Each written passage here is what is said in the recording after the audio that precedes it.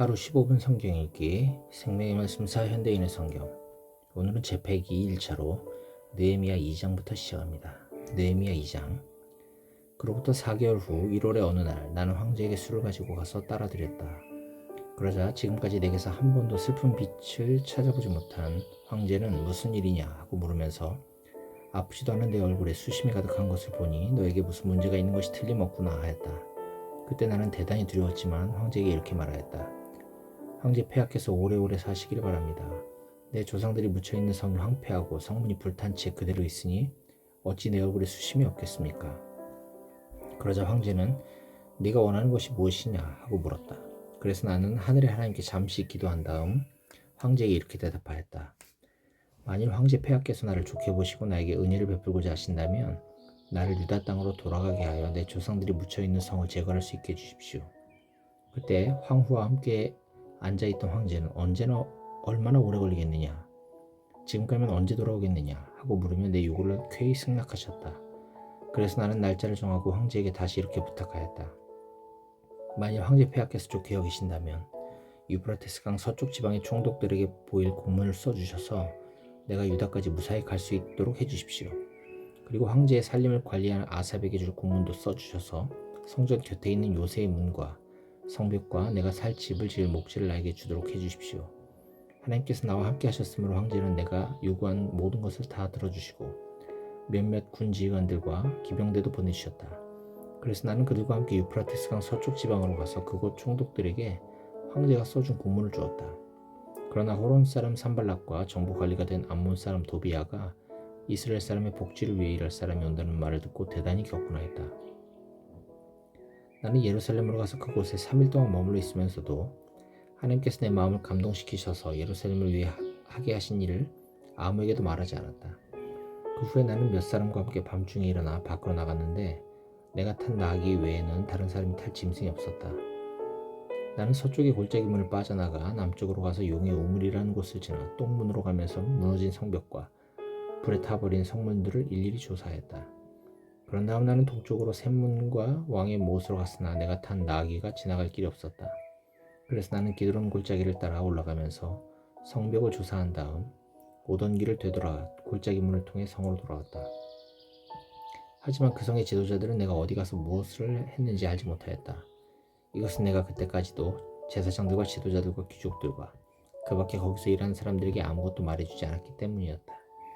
그 후에 나는 그들에게 이렇게 말하였다. 우리가 어떤 어려움에 처해 있는지는 여러분도 잘 아는 사실입니다. 예루살렘이 폐허가 되었고 그 성문들은 다 불을 타버리고 말았습니다. 자, 예루살렘 성벽을 재건하여 더 이상 수치를 당하지 않도록 합시다. 그러고서 나는 그들에게 하나님이 나를 도우신 일과 황제가 나에게 말한 것을 이야기해 주었다. 그러자 그들은 재건 공사를 시작합시다 하고 그 일에 착수할 준비를 하였다. 그러나 호론 사람 산발락과 정부 관리가 된 암몬 사람 도비야와 아라비아 사람 세겜이 이 말을 듣고 무슨 일을 할 셈인가? 너희가 황제를 반역하려고 하느냐? 하고 우리를 비웃고 조롱하였다. 그래서 나는 그들에게 이렇게 말하였다. 하늘의 하나님이 우리를 도우실 것이요. 우리는 그의 종임으로 이 성벽을 재건할 생각이요. 하지만 당신들은 예루살렘에 대해 주장할 권리나 명분이 아무것도 없소. 느헤미야 3장. 그때 대제사장 엘리야십이 그의 동료 제사장들과 함께 먼저 양문을 세워 봉헌하고 문짝을 달았다. 그런 다음 그들은 한메아 망대와 하나넬 망대까지 성벽을 쌓아 봉헌하였다.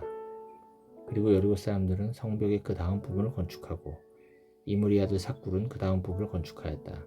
하스나 집안 사람들은 생선문을 건축하여 들보를 얹고 문짝을 달아 자물쇠와 빗장을 설치하였다.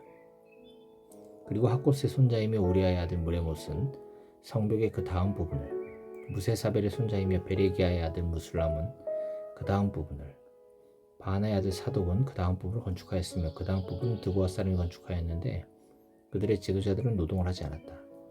바세의 아들 유오야다와 부소디아의 아들 무술람은 옛 문을 건축하여 들보를 얹고 문짝을 달아 자물쇠와 빗장을 설치하였다. 그리고 기브온 사람 물라데아와 메로노 사람 야돈이 기브온과 미스바 사람들과 함께 유프라테스 강 서쪽 지방 총독의 관사까지 그 다음 성벽을 쌓았으며 그 다음 부분은 금세공업자 할헤야의 아들 우시엘이 건축하였고 향품 제조업자인 하나냐는 넓은 성벽까지 그 다음 부분을 건축하였다. 그리고 그 다음 부분은 예루살렘 지방 절반을 다스리는 후레의 아들 르바야가 건축하였고 하루마베 아들 여다야는 자기 집 맞은편에 성벽을 건축하였으며 그 다음 부분은 하삼느야의 아들 하두스가 건축하였다. 또 하림의 아들 말기야와 바한 모압의 아들 핫숲은 그 다음 부분과 용광로 망대를 건축하였고 그 다음 부분은 예루살렘 지방 절반을 다스리는 할로헤스의 아들 살룸과 그 딸들이 건축하였다. 한운과 산호와 주민들은 골짜기문을 건축하여 문짝을 달고 자물쇠 빗장을 설치하였으며 그들은 또 똥문까지 성벽 450m를 수리하였다. 벳 학게렘 지방을 다스리는 레갑의 아들 말기야는 똥문을 건축하여 문짝을 달고 자물쇠 빗장을 설치하였다. 미스바 지방을 다스리는 골 호세의 아들 살루는 샘문을 건축하여 지붕을 씌우고 문짝을 달아 자물쇠와 빗장을 설치하였으며 또 그는 왕의 동산 곁에 있는 실로암 목가의 성벽을 다윗성에서 내려온 층계까지 건축하였다. 다음은 벳술 지방 절반을 다스리는 아수북의 아들 느헤미야가 다윗 왕의 묘와 저수지와 용사의 집까지 그 성벽을 건축하였다. 다음 부분은 레위 사람 바니의 아들 르훔이 건축하였으며 그일라 지방 절반을 다스리는 하사비아는 그 다음 부분을 그일라 지방의 다른 절반을 다스리는 헤나닷의 아들 바웨는 그 다음 부분을 건축하였고 미스바를 다스리는 예수아의 아들 에셀은 성 모퉁이까지 병기구 앞부분을 건축하였다. 그 다음은 삿배의 아들 바룩이 성 모퉁이에서부터 대제사장 엘리야십의 집 문까지 한 부분을 건축하였고 엘리야십의 집 문에서부터 엘리야십의 집 모퉁이까지는 학곳의 손자이며 우리아의 아들인 무레못이 건축하였다. 성벽의 그 다음 부분은 예루살렘 주변에 사는 제사장들이 건축하였고 그 다음은 베냐민과 핫숲이 자기 집 앞에 성벽을 건축하였으며 그 다음은 아나니아의 손자이며 마아세야의 아들 아사랴가 자기 집 앞을 건축하였다. 그리고 헤나닷의 아들 빈누이는 아사랴의 집에서부터 성 모퉁이까지 건축하였으며 우스의 아들 발랄은 그 모퉁이에서부터 경비실 뜰 곁에 윗궁 망대 앞까지 건축하였고 그 다음 부분은 바로스의 아들 부다야가 건축하였다. 또 오벨에 사는 성전 봉사자들은 동쪽 수문과 불쑥 나온 망대까지 건축하였다. 드고아 사람들은 불쑥 나온 큰 망대 맞은편에서부터 오벨 성벽까지 건축하였으며 그 다음은 제사장들이 북쪽 말문에서부터 각자 자기 집 앞에 성벽을 건축하였고 그 다음은 인멜의 아들 사독이 자기 집 앞을 건축하였으며 그 다음 부분은 동쪽 문지기 스가냐의 아들 스마야가 건축하였다. 그리고 셀레미아의 아들 하나냐와 살랍의 여섯째 아들 한우는 그 다음 부분을 건축하였으며 다음은 베레기야의 아들 무술람이 자기 집 앞을 건축하였고 금세공업자 말기야는 밑갓 문 맞은편에 있는 성전 봉사자들과 상인들의 집에서부터 북동쪽의 성 모퉁이 누각까지 건축하였다. 그리고 금세공업자들과 상인들을 마지막 부분인 성 모퉁이 누각에서부터 양문까지 건축하였다. 느헤미야 4장. 산발랏은 우리가 성벽을 재건하고 있다는 말을 듣고 아주 격분하여 우리를 모욕하고 조롱하며 자기 친구들과 사마리아 군인들 앞에서 이렇게 말하였다. 이 연약한 유대인들이 지금 하고 있는 일이 무엇인가? 성을 재건하려는가? 제사를 드릴 작정인가? 하루에 공사를 끝마칠 셈인가? 다 타버린 잿더미 속에서 돌을 끄집어내어 다시 사용하겠다는 말인가? 그때 곁에 서 있던 암몬 사람 도비야가 저들이 건축하는 것은 여호가 올라가도 무너질 것이다 하고 맞장구를 쳤다. 그래서 나는 이렇게 기도하였다. 우리 하나님이시여 들으소서. 우리가 모욕당하고 있습니다. 저들의 조롱하는 말이 자기들에게 돌아가게 하시고 저들은 외국 땅의 포로가 되게 하소서. 저들이 주의 성을 재건하는 우리를 모욕하였습니다. 저들의 악을 묵인하지 마시고 저들의 죄를 용서하지 마소서. 그러나 백성들이 최선을 다 열심히 일했기 때문에 마침내 우리는 전 성벽을 절반이나 쌓아 올렸다. 그러자 산발랏과 도비야와 아라비아 사람들과 암몬 사람들과 아스돗 사람들은 예루살렘 성벽이 재건되어 간다는 말을 듣고 대단히 화가 났다. 그래서 그들은 예루살렘을 공격하여 혼란을 일으키려는 음모를 꾸몄으나 우리는 우리 하나님께 기도하며 보초를 세워 밤낮으로 경계하였다. 그때 유다 사람들은 몹시 지친 데다가 제거할 무더기가 너무 많아 더 이상 성벽을 쌓을 수 없다고 불평하였으며 우리 원수들은 우리가 알지 못하는 사이에 느닷없이 밀어닥쳐 우리를 죽이고 공사를 중단시킬 계획을 꾸미고 있었다. 그러나 우리 원수들 주변에 사는 유다 사람들이 그들의 계획에 대해서 10번이나 우리에게 귀띔해 주었으므로 나는 백성들을 칼과 창과 활로 무장시켜 아직 완성되지 않은 성벽 뒤에 집안별로 배치시켰다.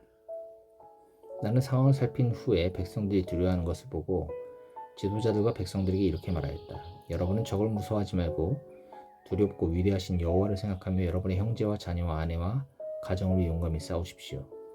우리 원수들은 자기들의 계획을 우리가 알고 있으며 또 하나님께서 그들의 계획을 좌절시켰다는 말을 듣고 섣불리 공격하지 못하였다.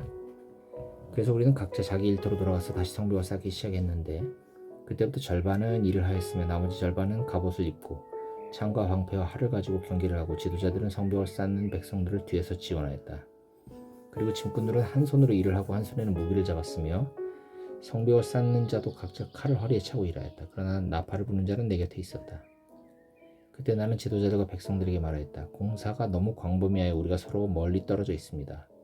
여러분이 어디에 있든지 나팔 소리를 들으면 내가 있는 곳으로 달려오십시오. 우리 하나님이 우리를 위해 싸우실 것입니다. 이렇게 해서 우리는 매일 동이 틀 때부터 별이 나올 때까지 절반은 계속 일을 하며 절반은 창을 들고 경계를 했다. 그때 나는 성 밖에 사는 모든 사람들을 예루살렘 성 안으로 들어오게 하여 우리를 위해 밤에는 경비하고 낮에는 일하게 하였다. 그리고 나와 내 형제들과 종들과 나와 함께 있는 경비병들은 밤에도 옷을 벗지 않고 항상 무기를 휴대하였다. 느헤미야 5장. 얼마 후에 백성들이 자기 아내와 함께 그들의 지도자들에 대하여 불평하기 시작하였다. 어떤 사람들은 우리에게는 자녀가 많다. 그러므로 먹고 살기 위해서는 곡식을 구해야 한다 하고, 또 어떤 사람들은 우리는 이 흉년에 밭이나 포도원이나 집이라도 저당 잡히고 곡식을 얻어야 할 형편이 되었다 하였으며, 또 다른 사람들은 이렇게 말하였다. 우리는 돈을 빌려 밭과 포도원의 토지세를 황제에게 바쳤다. 그들이나 우리는 다 같은 동족이며 우리 자녀들과 그들의 자녀들도 마찬가지가 아닌가?